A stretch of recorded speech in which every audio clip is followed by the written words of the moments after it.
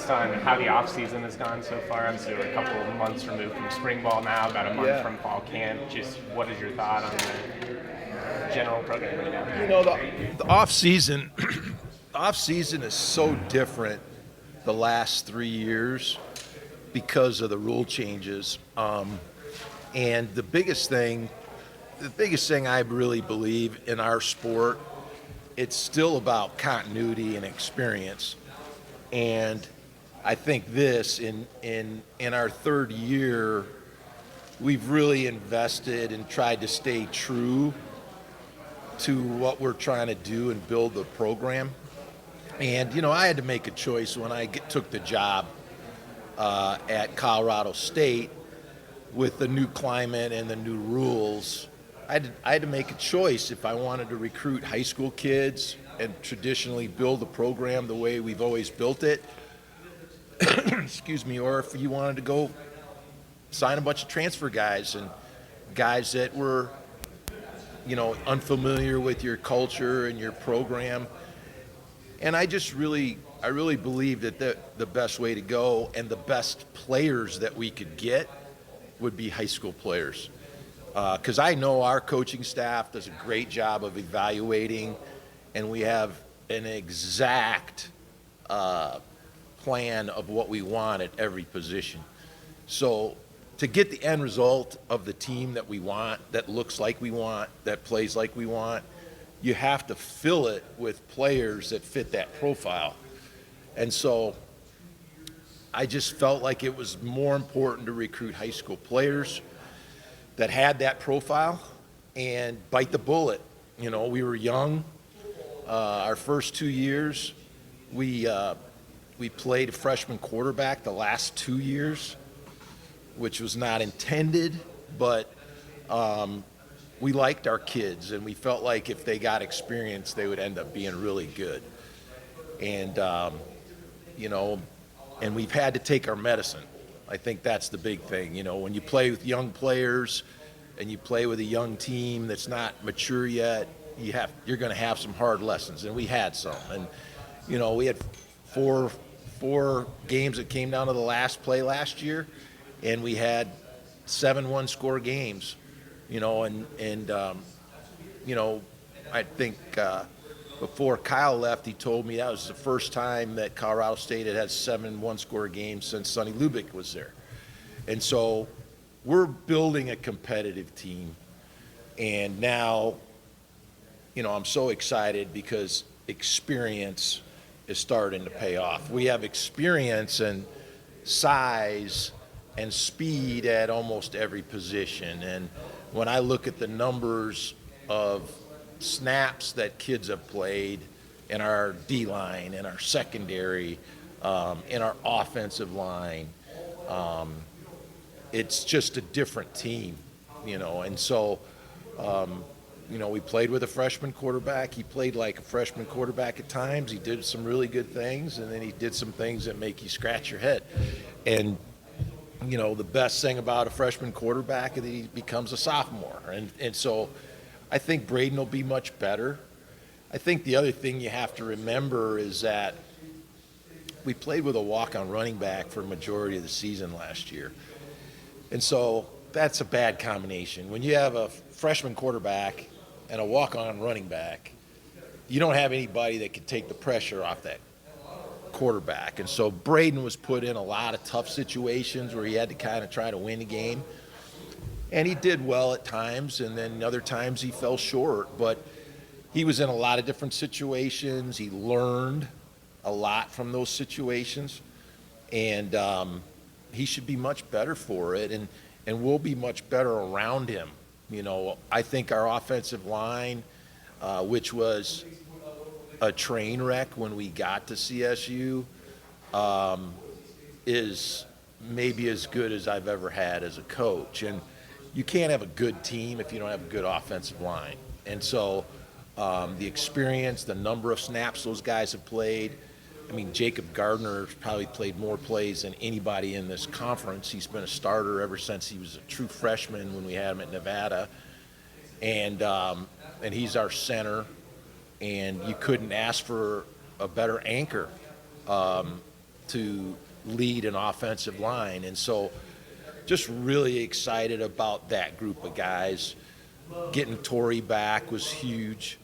I mean, he's got a chance to be the all-time leading receiver in the conference, which is amazing. I don't know. I think he needs 40-something catches. And we're going to try to get him that before non-conference is done. But, you know, it's just so much fun to have players like that, like Jacob Gardner, like Tory Horton, that have invested so much. I mean, we got some other guys like Peter Montini, who's kind of a behind-the-scenes guy, but he's been with us forever, his whole career, and Avery Morrow and Jack Howell and Henry Blackburn, two amazing safeties that give you great leadership down the middle. And so I'm really excited about our seniors and our leadership that we have. And we're excited about some of our new guys that we have as well. And so, you know, that all gives me a lot to look forward to this fall. Yesterday, Jack said something about he feels like it's the biggest pass-catching group you guys have had. Yeah. What do you like about that group and the additions you brought in, and obviously Tory being back? Well, like I said, we're very specific in how we were trying to put this team together, and we love big receivers. You know, we were able, obviously, to get Tory and to come back, and that was huge. And Tory's different. You know, if you see Tory walking around here, he don't look the same. And so, you know, I thought he had one of those muscle shirts on at first, but but that's why he came back. I mean, he's a good 10, 12 pounds heavier than he was last year, and so he's different. He's bigger. We brought in Donovan Ollie from Cincinnati, and Donovan played at Washington State. He's played in the system. He knows what to do, but he's a good-sized receiver, 200-plus pounds. Dylan Goffney, our slot, he's a 215-pound receiver, over 6 foot. We brought in Armani Winfield from Baylor, and he was a huge acquisition for us in the portal. I didn't know if we could get a receiver as his quality in the portal, but he's a really talented kid out of Dallas and one of the top receivers in the country coming out of high school. And we got a young freshman named Jordan Ross, and it's probably the last time I'm going to have to remind you what his name is. He's pretty special, and he's pretty special. So, you know, we have size, we have speed, you know, and we love tight ends. You know, you know, I really felt like we were going to get Dallin Holker back, and I was hoping he could come back. And, you know, he's a kid that went to BYU, had 9 catches, came to our place, he had 65. He led the country at tight end. And so we've been working our tails off to try to get another tight end since Dallin left, and we didn't have a whole lot of success in the first round of the portal. Sometimes you get lucky. I mean, Jackson's a guy we recruited at Nevada as a quarterback. He came to our camps there.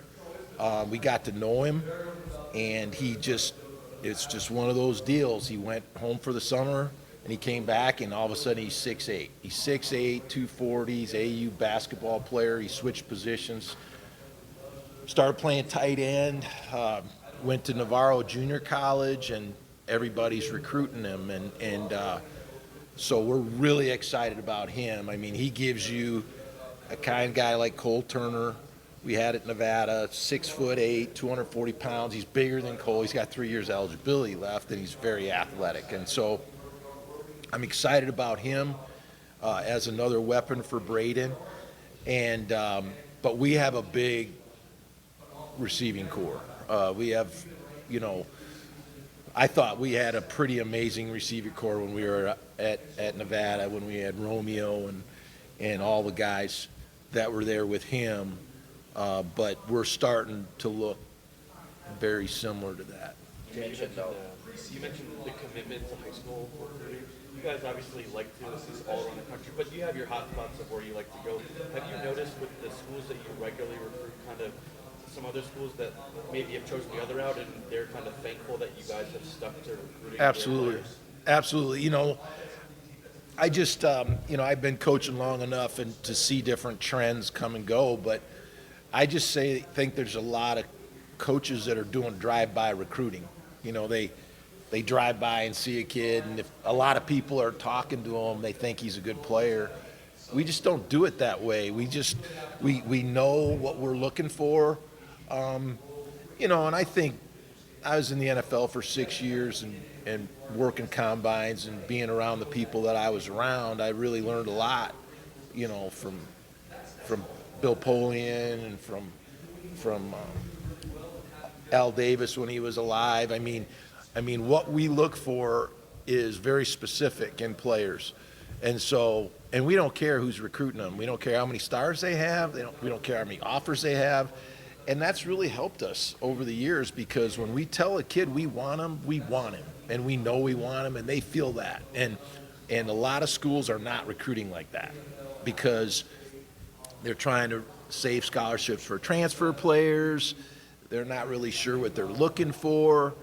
And so it's just it's been successful for us, and it's helped us get really good players. And a lot of the bigger schools are passing over high school talent. For us, we can get the best player from high school. So that's where we want the best player. I don't care how we get them. We want the guy that fits the qualities that we're looking for. We want an NFL player. And so, and sometimes those guys are in high school and they haven't developed yet, but they have all the athletic skills and the character skills that you're looking for. And so we would prefer to invest in that than to try to get, you know, a guy that's been someplace and maybe it didn't work out for him, and then you try to take him and try to fix his problems. And there's just a lot that goes into it, you know.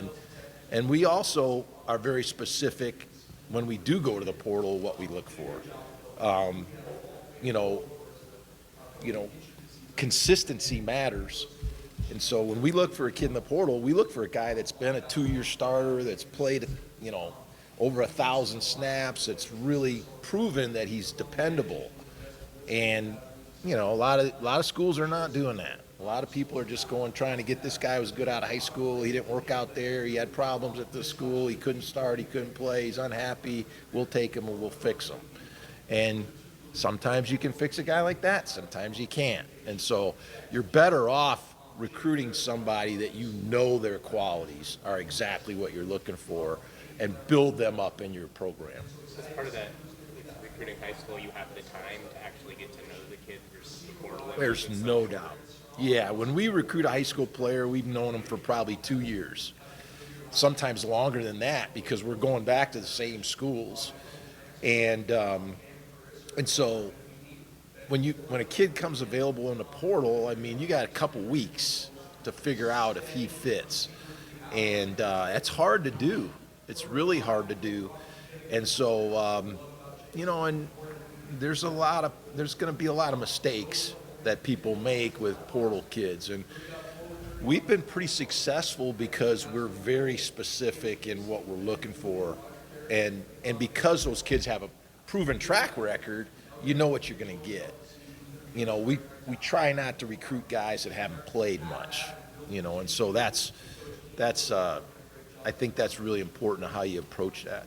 The high school route also takes a lot of patience, but now kind of going into year 3, do you feel like you obviously have had pretty star talent players with Tory, with Jack, and all these guys. Do you feel like the rest of the roster is finally catching up to the high-end talent you guys have had for a couple of years, and that's yeah, yeah. I think it. You know, we had to recruit so many players our first 2 years. You know, 50 players in each class the first 2 years. And a lot of those kids are young kids. They have to get in a weight room. They have to develop. They got to get in with Simmons, and he's got to work them and build them up. But, you know, and I said this before, we were like the young kid on the playground, you know. I mean, guys are pushing us around, and we had to take some tough lessons and take our medicine. But you know what? Our kids are growing up now. They're not the same. And those hard lessons, sometimes those are the best motivators for you. And so, you know, we are going to continue to build the program in the image that we want. We know what we want this team to look like. We want to be big. We want to be physical. We want to be fast. you know, and we want kids with great character, and so that's what we've invested in, and we're going to continue to do that. Those hard lessons, do you feel like, you mentioned all the close games and stuff, that you had some guys that realized, there's some thin margins that if you slip, that's how you lose games like that? No doubt. Well, I think, learn from that? I think, part of that is experience, being in those situations and being able to make the right plays in those situations. And we've studied that tremendously. I've been a head coach we've been used to winning those games. And so what happened to us last year was a little bit unusual for a couple of those close games. And our kids feel very comfortable in those situations and playing. And so we've gone back and really studied what we're doing as a staff and studied what we need to improve on as a team. And so much of football is repeatable, and you got to make sure you're working the right processes, And so we've adjusted some of those, and we're going to do things differently this year. But I believe we're doing a lot of the things that we need to do right. The way that we work in the off season, the way our kids are getting bigger and stronger, the way we study, what our kids are doing off the field, what they're doing in the class. We're doing a lot of things right, and we just got to keep fine-tuning it. And the other part of that I really think is understated today is that trust takes time. In this day and age when you got players coming and going and transferring, and you're trying to get 115 guys all on the same page and trust each other and trust the staff, it takes time sometimes. And so we understand that, and we've just tried to be consistent. And I think our kids are coming to the understanding that this is the way things are, and this is the way we have to do things. And we've got great leadership. I mean, you can't ask for better leadership than Jack Howell and Henry Blackburn and Jacob Gardner and Tory Horton. I mean, those guys are aces. So I really am excited about that. We just haven't had any guys step outside the lines in the last few months. I think that's one thing that Coach Simmons has mentioned constantly, that they just haven't had problems with this group. And our freshman group is really at a different level as far as their commitment to Colorado State and what they want to accomplish here. Coach, the NFL draft, two players taken from this league last year. One of them was your kid. The year before, I think there was 3. This year with Horton, with Genty, just your NFL perspective, I think the conference is on more of an uptick as far as NFL draft prospects coming from what you've seen. Yeah, I mean, this conference has had a long history of great NFL players. I think the challenge for us is our elite players gotta be able to stay in this conference, and that's getting to be a challenge. I've had every team in America try to take Tory Horton from us. I mean, from Texas A&M to Ole Miss. I mean, they have all been on him, and so if our elite players can stay in this conference, we can send a lot of really good players to the National Football League, and like I said, because of the way we recruit, I mean, we're recruiting NFL players, and we're fighting like hell to keep them at our school for the next 4 years. If we can do that, we're going to be pretty good. But that's the challenge, no, I think the running back at Boise, I think Tory Horton, I mean, those guys are as good as you want to find in the country at their positions. I really believe that. And, Tory's got a chance to break Devontae Adams' record for the conference. So, that shows you what kind of quality of career he's had. And so, but I think we've got several kids like that. I think Jacob Gardner is an NFL prospect, and there's other good players in this league that could play at the next level as well. So, and that's not new. That's been that way for years in this league. Now that analysts and coaches that affected your way you do assignments with your staff? Yes, yeah, we'll adjust with that, and it's going to be interesting to see how that rule affects everybody in college football, but yes, we'll use that rule, and we've got some really good guys that want to be at our place and help us out this fall, and so. Did you put different guys on the road now too? You can, yes, and I don't know if we would change the guys that we put on the road. I know some universities have a lot more resources and probably will shuffle their deck a little bit more, but we'll definitely take advantage of that rule and use all our resources.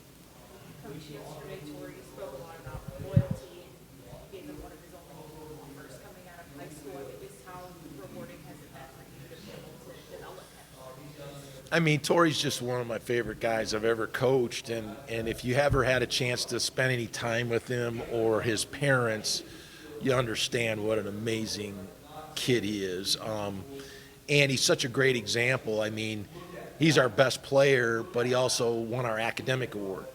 So it just shows the quality of person that he is. And so, and he's played so much football in this league. And he's had an amazing career. I went and saw him and his parents this off season and just talked about his choices and what he could do. And I think my experience coaching receivers in the NFL just helped him understand how tough it was to play at that level and how he physically had to prepare himself to get ready for that opportunity. And he really made a point to come back and put on about 10 pounds. He's got, 12 or 15 pounds. And he's much stronger, but he's incredibly unselfish as well, and that's what makes him such a great leader. And I think he's got a chance to really do some special things this year. I mean, he could be the first receiver at our school to have 3,000-yard receiving years. He could break the conference record in receptions. Just pretty amazing career that he's put together. You mentioned that a lot of schools have tried to get Tory to go into the portal. How do you handle that as a staff? Is that like if a coach is tampering with your players, do you reach out and what the hell? Well, how does that work? It's very difficult to prove tampering, but there's just so much conversation going around, and I just talk to our kids. And I've got a good relationship with our players. The players talk to me. So, if they don't talk to you, you're probably not going to know. And because coaches can reach right directly to players. And so, you have to have players that you have great relationships with. And those days of the authoritarian coach that just is going to treat kids one way, it's not going to work anymore, okay? Because these kids have options, they have choices. They don't have to play for you if they don't like you. And so it's really important, thank you, Jeff, really important that you have an open line of communications with your players. And Tory just tells me, yeah, this guy just called me last night and asked me this and offered me, and I just laugh and I said, thank God we got Tory Horton, because he's an amazing kid. A lot of kids wouldn't do that. And so same thing with Brayden. Brayden had the same kind of offers, and you can't, if you have enough evidence, you can prove it, but smoking gun. He said a guy from Kansas State called him, offered him $600,000 because they lost their quarterback, and if he got in the portal. And I'm not accusing Kansas State of anything. I'm just telling you what the kid told me. And so if they don't want their name thrown in it, I think they should probably get a handle on their people. But there's a lot of that going on in college football, and that's just the way things are right now. When it comes to obviously the COVID era, a lot of the guys already kind of graduated, but for the younger guys who have to go through the program, maybe they're finally getting a chance to play in college, what have you noticed about their outlook just coming into the program and how they're kind of handling it? Yeah, I mean, we've had to go through some kind of historic periods the last couple of years with all the things going on, and the COVID year was horrible for everybody. I think the biggest thing that we've seen is that there's a lot of high school kids that didn't get a chance to play during the COVID year. Some of our college guys have gotten more eligibility, have gotten another year, have gotten more of an opportunity to play. But it was just a disruptive year for everybody. And I really feel for a lot of the high school kids. They didn't get a chance to play a full season, a lot of them, and they didn't get that experience and growth that they needed to help them in college. And so we're still seeing some effects of that. And, I just hope it's something we don't have to go through again. How do you bridge that gap? Because obviously you want to bring them at a certain level because you know what a D1 player needs to do. Right. Like obviously, not like Kamara had a career year last year, goes to the NFL. But if, COVID year doesn't happen, then you get another year. Right. Other guys is going to take them longer, especially in the Mountain West where guys usually stick around longer if they don't transfer. Right. How do you as a coach and a staff kind of really cater to their needs but also still ease them along? Yeah, I think we do the best we can to help train them and give them the experience that they need. I don't know that we do anything different with them, but I think we recognize that, those guys went through that period, and it's just not like other kids that hadn't had that disruption, you know what I mean? And so, but we've had some guys benefit from the COVID year too, to get more experience. And, I think Jacob Gardner and Tory Horton are examples of that. Those are kids that without that year, they would not be in our program right now. And I'm grateful that they are. How does it feel all the new coaches, you're essentially on the United States around the conference? How does that feel? It's crazy. We've had a lot of turnover, unusual turnover this year. But I think the conference is stronger than ever, to be honest with you. I mean, when you sit in a room with the rest of the coaches in this conference, we got so many guys with head coaching experience that have won a lot of football games. There's a lot of knowledge and experience in this league, in the Mount West with the coaching staff. So I think the Mount West coaches are as strong as they've ever been. How complicated has it been, though, to have to watch a lot of film from other programs, see who the coordinators are going to be, kind of piece it all together as opposed to just watching a body of work? Yeah, there was an interesting statistic that came out that kind of caught my eye about of all the Division I programs. There's only like 35 that have the same head coach, defensive coordinator, offensive coordinator, and quarterback. And I think there's only 2 teams in the Mount West that have the same coaches and the same quarterback. And Fresno and us are one of those teams. So continuity matters. And so, I don't know. We're just going to have to unpack it. We've seen a lot of changes over the last few years. We've seen new coaches come into this league, and some guys have a lot of success. Blake Anderson had success his first year.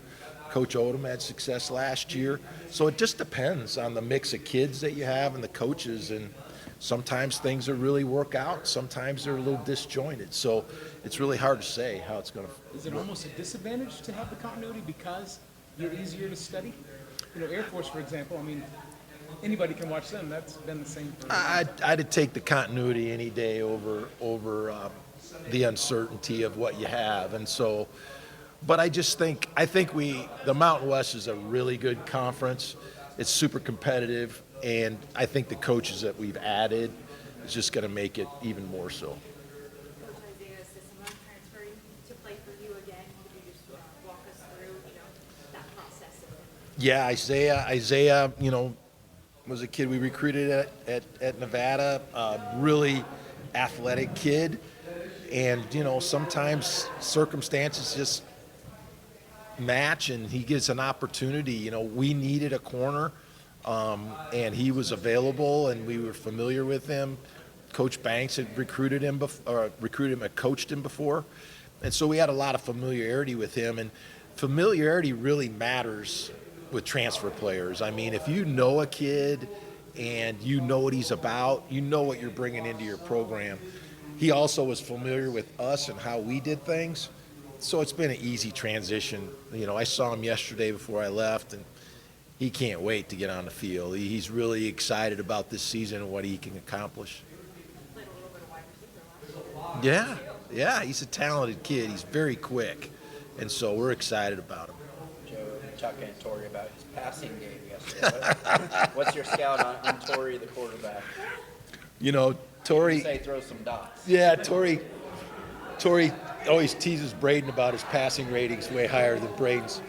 You know, Tory's just a great athlete. You know, it's funny, I went to his house in Fresno, and you walk in the door, and it's like the Tory Horton Hall of Fame, and he's got a picture of him, basketball, you know, junior high, but he was a heck of a baseball player, and he's got a bunch of baseball pictures there, and he was a center fielder, and you can imagine with that range and his speed, how he can run balls down, but he's got a really good arm, and we've never been afraid to let kids, you know, do things with trick plays.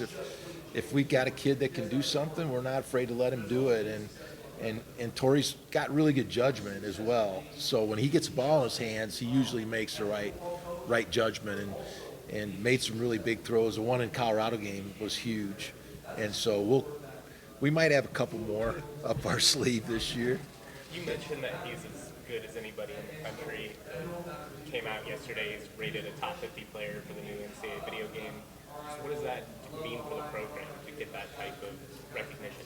I think for us to be the type of program we want to be, we got to have nationally recognized players. I mean, it's the players that elevate the program, and you know, for us to be a nationally recognized program, we got to have a nationally recognized quarterback. We got to have skilled players that are nationally recognized. We got to play defense at a high level, and so I think that's part of it.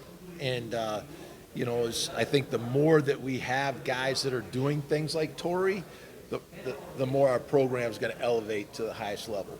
Hey, Coach. So overall, in your coaching career, you've had 4 opening seasons, 3 losing seasons. But what do you actually do to get this program? And what made more successful versus the Good players. It's not rocket science. You got to have good players, and I think the last 2 years especially, we've had some really thin positions that weren't adequate and that couldn't play winning football. You know, our first year, it was offensive line at CSU. Last year, our running back room was completely depleted. And so you're always trying to stick your finger in a dike trying to play consistent football. We don't have that this year. And so, you know, it's taken us a couple years to get that. And so just experience and talent at positions are what make the difference.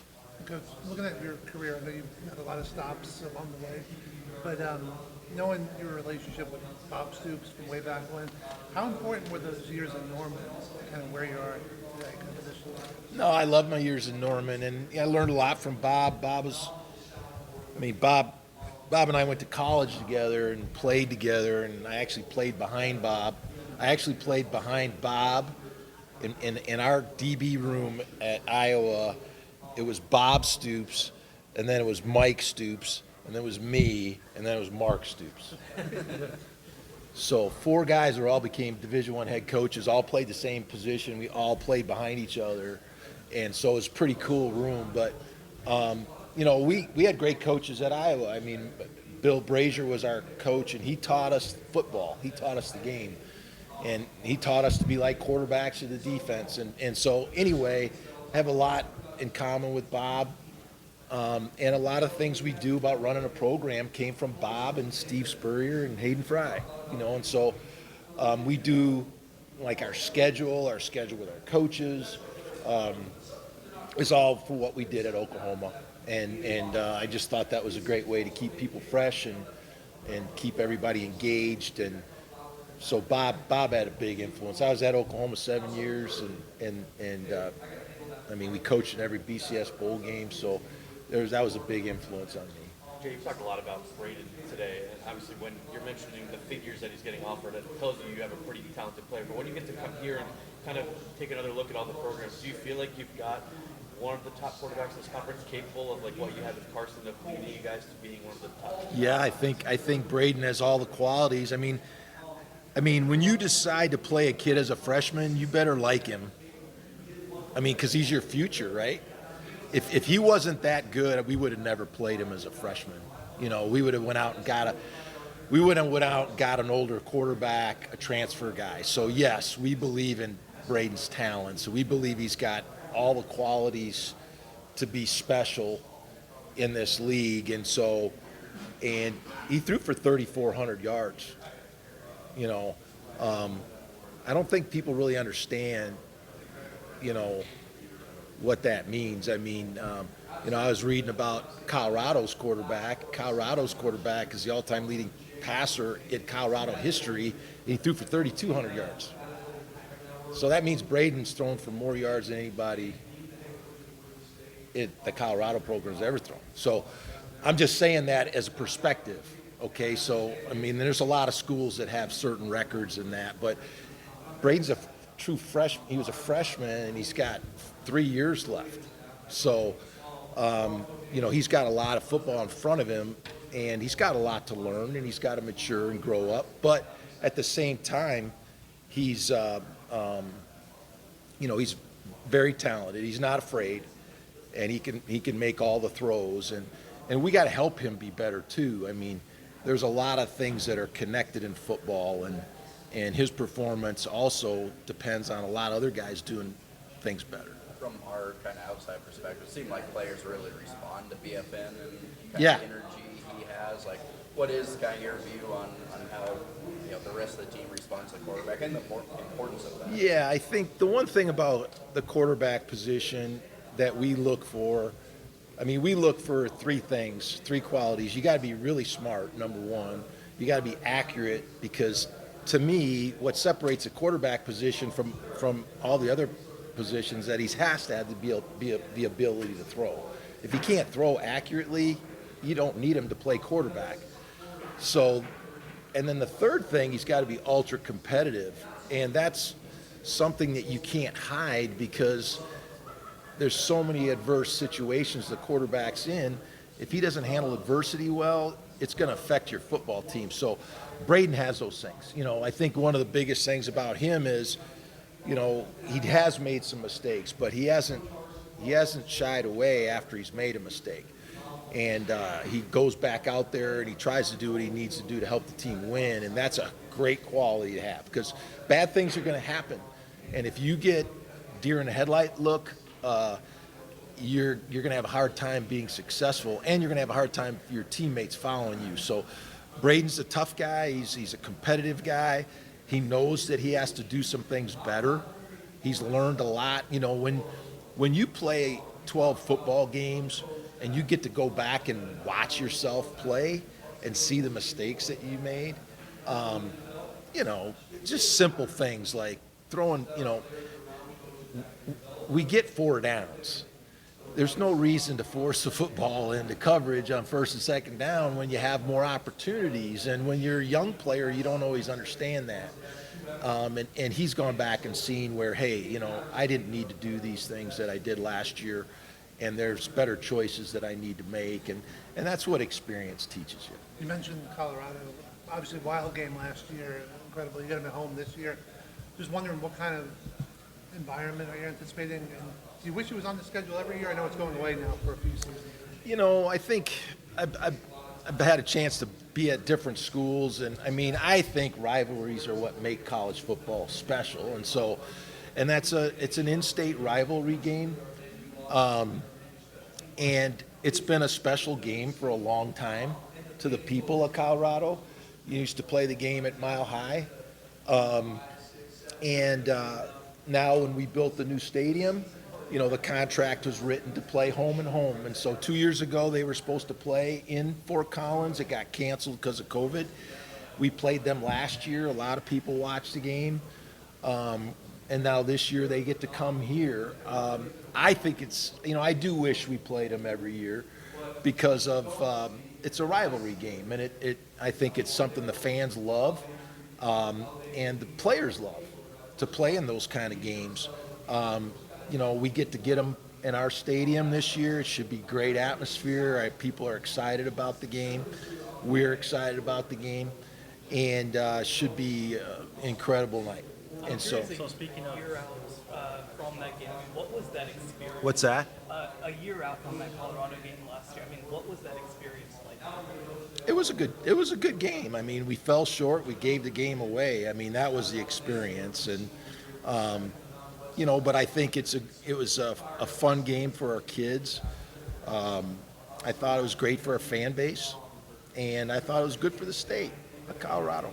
Coach, because you're facing Colorado again this year, has your feeling changed in regards to Deion Sanders and the respect back to the controversy? I don't have any feelings for Deion Sanders. I really don't. I don't think about Deion Sanders, and unless you guys ask me a question about him, so no, nothing's changed. Speaking of rivalry games, can you kind of talk about the history of the border war with Wyoming? You Yeah. get to host that game as well in addition to Yep. Colorado. Yep. Yeah. So the great thing about Colorado State is that we got 3 rivalry games, and which is amazing. And Wyoming is a great game, and we do get to play that one every year. Thank goodness. And we get to come back to Fort Collins, and they have a new head coach as well. But I think our kids are just really excited to play that game, and they understand the importance of it to our program and to our fan base. And, we do have 7 home games this year, and so really excited about that. That's awesome. Can you kind of talk about like what it's like to? I'm kind of working on something for a pregame article. Can you kind of talk about what it's like to face Wyoming? Like are they tough somewhere, or No, it's always a physical game. It's always a close game. It's always a game where 1 or 2 mistakes are the difference in the game, and it's always an important game, regardless of what the records are for both fan bases. So, the proximity of Laramie to Fort Collins makes it just really close, obviously. And so, no, it's a fun football game. I always enjoyed competing with Coach Bowl. We were really close friends and known him for a long, long time. He coached my brother when he was at Wisconsin, and we kind of knew each other at Nebraska. I've always had a lot of respect for him, and now Jay's a really good coach as well. And so it's an excellent opportunity for both schools, and always look forward to it. You mentioned the similarities with Brayden and Tory with Carson and Romeo. Are there like huge instances or things in practice or whatever off the field that remind you of Carson and Romeo? And Oh, yeah. the potential that Yeah, it's funny. Carson and Romeo and Cole just had such a unique relationship. They lived together their whole careers. They spent time together, and they just knew what each other was doing without even speaking. And Tory and Brayden are like that. Dallin actually, he just jumped right in and had that chemistry with Brayden. And, we have a new tight end, Jackson Warren, who's living with Brayden. It's just like Cole. And those guys all know, they all know Carson and Romeo. And so they understand how important that relationship is and for those guys to work together. And so, pretty cool stuff. Was that encouraged by the coaches, or does that kind of happen organically? Just these guys all fucking together? No, they understand the stories. We tell them stories are pretty powerful, and they want to know how Carson had so much success and how Romeo had so much success, and that's the beautiful thing about older players passing down to younger players. Tory played with Romeo and saw him practice and saw him work and saw how unselfish he was and how he played practice just like games. And so, and Tory's doing the same thing, and now we got guys at Colorado State that are seeing how Tory plays and how he practices, and, they'll get a chance to emulate that. And so, and Brayden is watched Carson on film a lot, talked to Carson.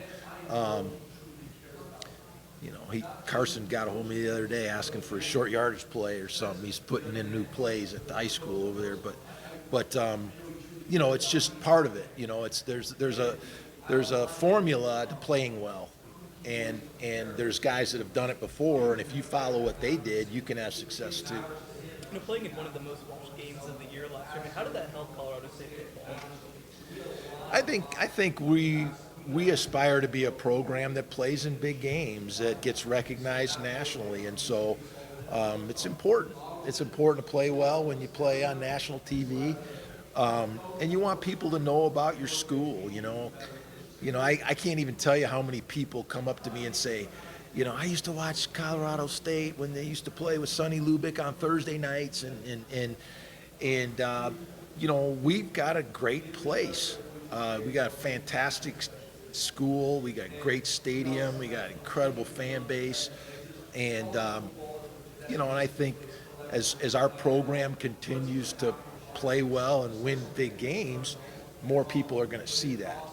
Is it big for this year's game being on CBS and getting to play in your home stadium? What is that going to mean for the program? It's huge. It's important for us to get a chance to play those types of games. And, and as we have more players that are really excelling, like Tory and Brayden, and then we show that we can play consistently as a team, we're going to get more opportunities like that. Sonny Lubick and now his son Matt, Zach Dada's the OC. Have you had any talks with Matt since he's been hired? I haven't talked to Matt since he's been hired, but Matt is a great guy, and I think Jeff Choate is awesome for his relationship with Matt and all that Matt's been through physically and with his illness, and the Lubick family is just such a special family, great people, and so much character, and so. But I think it's awesome what Jeff Choate has done for Matt. Jay, the one all-conference guy we haven't mentioned is Chase Wilson. How cool is it for him to kind of get that preseason honor, and how important is he going to be this year? You guys have a pretty young defensive front, just kind of leading that group and getting those guys ready to play big time football. Yeah, Chase, I think one of the biggest areas that we've needed to improve in is our linebacker position the last 2 years. We haven't had the experience and speed and physicality at that position that we've needed to play consistent defense. And so, and Chase is just such a passionate player. And that's what you need at linebacker. He's very athletic. He's played in the system now a couple years, and I think his experience is really going to be important. Coach, I want to ask you about the transfer portal and NIL that's impacted the profession. Yeah. How has that changed over the course of the last couple of years, and how have you responded to it? I think the transfer portal is something that we're all learning, and it's just a constant education that you have to continue to educate yourself constantly because it changes so much, and the transfer portal is the same thing, and so we just have to do a good job of understanding what we want, and we got to take advantage of our opportunities. It's a challenge, but it's also an opportunity, and I think we've kind of found our way through it a little bit, and to where we can get some quality difference maker type players, and we got a lot to sell at Colorado State. We got great facilities, we got great town, we got great support, and we've gotten good response from players in the portal with that. So I think it's like everything else. You just got to find your way through it and find your niche, and I think we've found that there's a pathway forward for us. How has it changed the timeline of the calendar? Yeah, it's nonstop.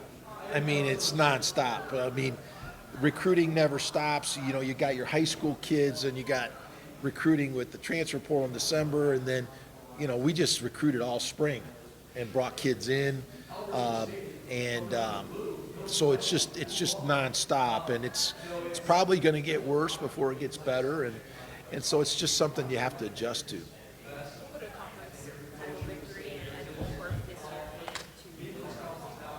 No, it's important. I think the biggest thing is we have a vision for the program. Our vision is we want to be able to play anybody, anywhere, anytime. And we want to have the talent to do that. But we also want to have a group of guys that understand what it takes to play at a high level consistently. And so that's the goal. And it's a process. It's a process of recruiting, of putting talented kids in place and developing them and training them to play at a high level consistently. And so, we need to take another jump this year. There's no question. And, and I'm excited about this team. I think the experience and the lessons that we've learned is putting our guys in position to handle those challenges. And so that's what's exciting. And so I'm just excited to see this group go play. Obviously the tablets been integrated, this season. How have you as a coach and your staff kind of gotten better at really implementing what you want with the tablets there? How have the players, kind of taken the initiative and taught each other? Yeah, so the tablets we have not been able to use yet. So that's something that we will use in training camp. And, we'll get familiar with those with our staff and our players.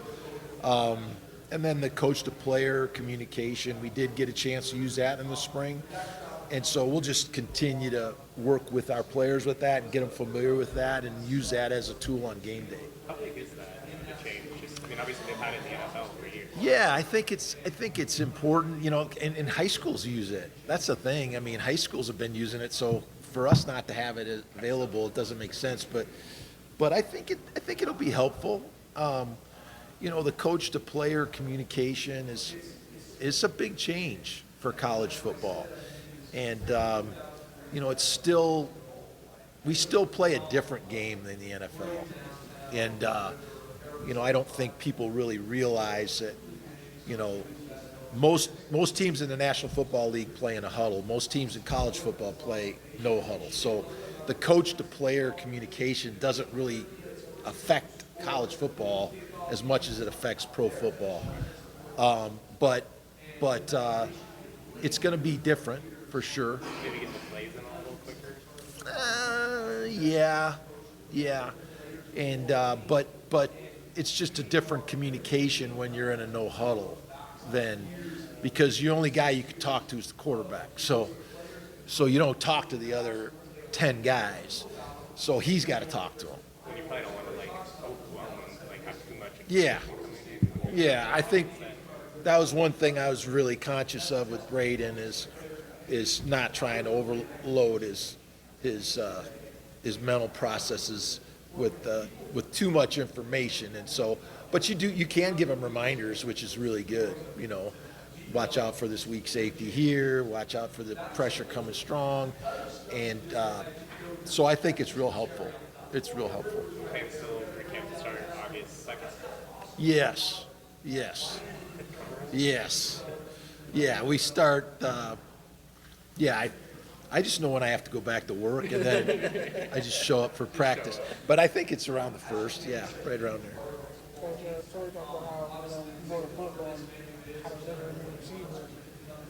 When you look at how the NFL's progressed, how everybody kind of starts out at a higher level than they in the past, how much easier for you to kind of develop coaches to see, them just kind of have their own style when it comes to teaching around receivers picking it up? How much easier is that process been? Yeah, I think that's one thing that I've always really took a lot of pride in is training coaches and teaching our style of football and using all the great information that I've learned from great coaches. I was really lucky to be around some amazing coaches and players. When I was with the Colts, I was with Tom Moore, who's just been in the National Football League for 50 years.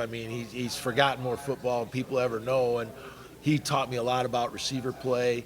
And then I've always tried to teach that to all the coaches that I've been around and all the players that I've been around. And so Chad Savage does an incredible job with our guys and does a great job with Tory and a lot of those drills that I did when I was coaching Marvin Harrison Sr.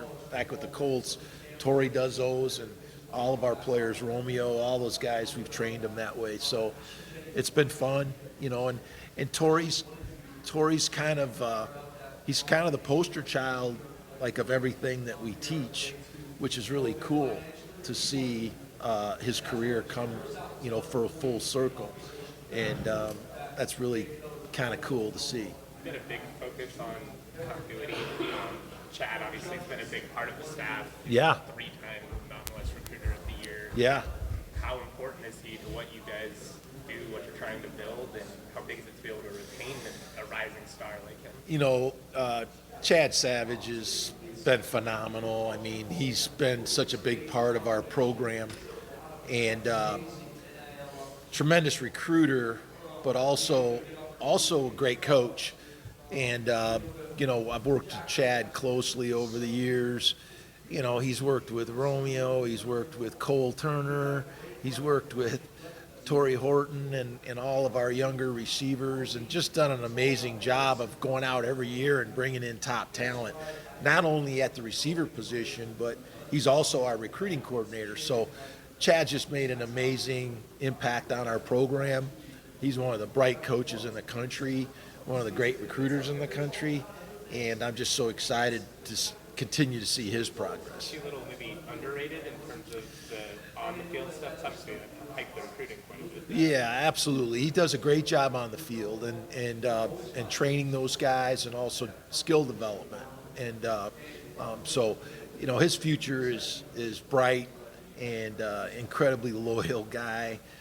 He's just made a huge impact on our program. Yeah.